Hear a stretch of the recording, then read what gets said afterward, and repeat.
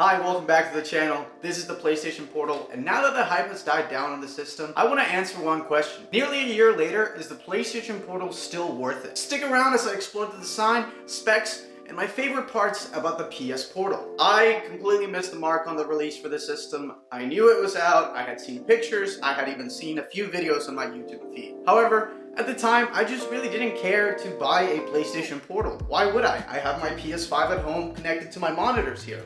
I didn't really feel that I needed something like this, especially at $200. Yeah, it's cheaper than most handheld devices compared to the Steam Deck or the Nintendo Switch, but in this economy, $200 goes a long way. I gotta admit, ever since I bought one, I've just been so excited to play all the games in my library. I'm talking PS3 games, PS2 games, games that I bought that I never touched. I am just so excited to download a new game and try it out and see how it looks on it. I feel like a little kid, playing everything in my library from anywhere in my house and even from 20 miles away. I owned a PSP back in the day. I played games like Dragon Ball, Shin Budokai, Daxter, and Star Wars Battlefront. I have fond memories of playing my PSP everywhere. Some of my worries about the PlayStation Portal were the fact that it wasn't a console like the Nintendo Switch. It was a remote play device. Lag, faulty internet, all of these things would ruin my experience and my immersion. I'm pretty sure you can't even use it on planes. So let's talk about the PlayStation Portal design. PlayStation Portal design is unlike the PSP or the Nintendo Switch, and it actually answers a very simple question. What if we took this controller, split it in half, and stuck a screen right in between it? Quite literally looks like an extended PS5 controller from the back. As an accessory to the PS5, it feels like an extension of its ecosystem. The build quality is amazing for its $200 price point. It feels very premium, with a nice weight and the familiar feel of the PS5 controller. The 8-inch screen is an OLED, but everything I play, PS5, PS3, PS1 games, looks so crisp. Because of this premium feel and look, I very quickly bought myself a carrying case and a screen protector just because I want to avoid scratching the screen or any scuffs to the controllers. Notable design elements include two speakers at the top of the console, with the volume buttons located at the top right. I was actually very impressed by how loud these speakers could get. Even at the lowest volume setting, I found that the PS Portal could still be quite loud. There is a 3.5mm jack at the bottom of the console next to the USB-C port. Unfortunately, you can't pair your Bluetooth devices to your PS Portal. Personally, I think this is BS from Sony, as they're wanting to keep you in this PlayStation ecosystem, which means more money for them. And this kind of reminds me of when the Nintendo Switch first released and it did not pair with Bluetooth headphones. But later on, Nintendo completely reversed this decision and was like, actually, we have Bluetooth built in the console and you could have done it this whole time. Maybe at some point in the remote player's lifespan, you will be able to pair your Bluetooth. However, you can find plenty of solutions to bypass this on YouTube, Reddit, or any of that sort. Let's get a little more logistical with the specifications of the Portal.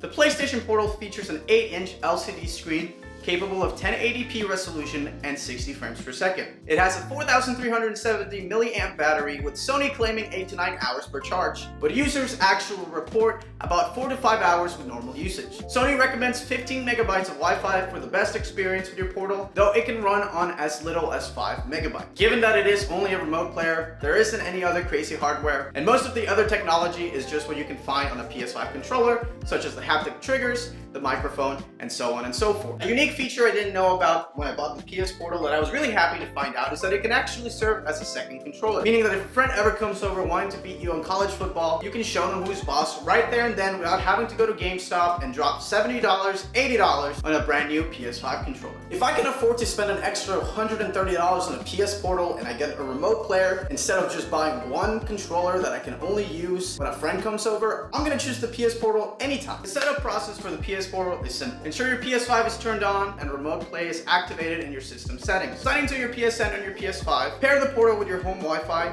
the same network your PS5 uses, and the Portal will connect seamlessly. The UI for the Portal, when not paired to the PS5, is bare bones. With a small menu for system settings and adjustments, the main UI you will actually be working with is your PS5's, so everything really feels familiar. I love the simplicity and straightforwardness of the menu, as it feels like an extension of the ecosystem that you're already familiar with. Thumbs up on that, Sony. Good job.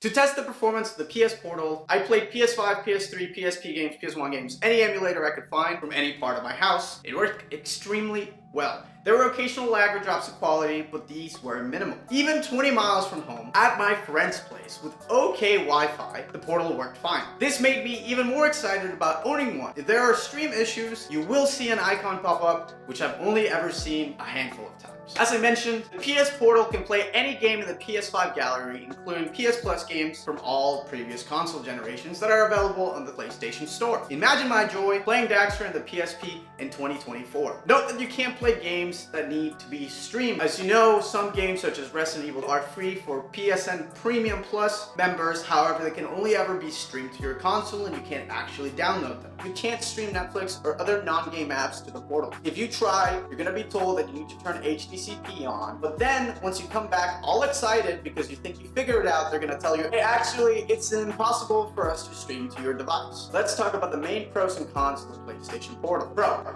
remote play is much better than you expect once you experience it. Con, you can't pair your Bluetooth headphones. Pro, its design is sleek and simple.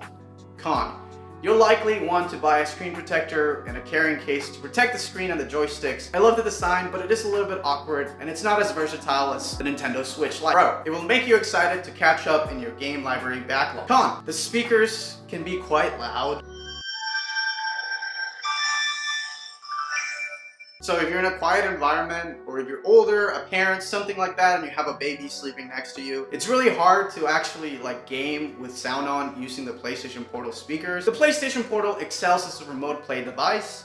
However, its shortcomings are more due to Sony wanting to make more money from you through features locked behind Sony technology and misleading advertising such as the battery life lasting 8 to 9 hours when really it's more like 4 to 5. I was on the fence about buying a PlayStation Portal. $200 is a lot of money. However, I had some extra cash laying around and decided to buy one, and I'm really happy with my experience. As I mentioned earlier, having a PlayStation Portal has given me this sense of excitement to get home quickly so I can lay down in bed, watch my favorite show, watch my favorite movie, and play my favorite games. To me, it's worth the price of admission. However, because I'm always conscious of my subscribers and I understand $200 is a lot of money, please be conscious of your expenditures. And if you're finding that you really want a PS Portal, but $200 might be $20, $50 more than your budget, please go check online. I've seen them on Facebook Marketplace for like $150, barely used, and in some cases I saw a guy selling one brand new with a seal on the box. Please let me know what you think about the PlayStation Portal in the comments below. And don't forget to like, subscribe, and hit the notification bell for more content. Thank you for watching. Stay tuned for upcoming game reviews, playthroughs, and more. Halloween is coming right up, and I love me some spooky games.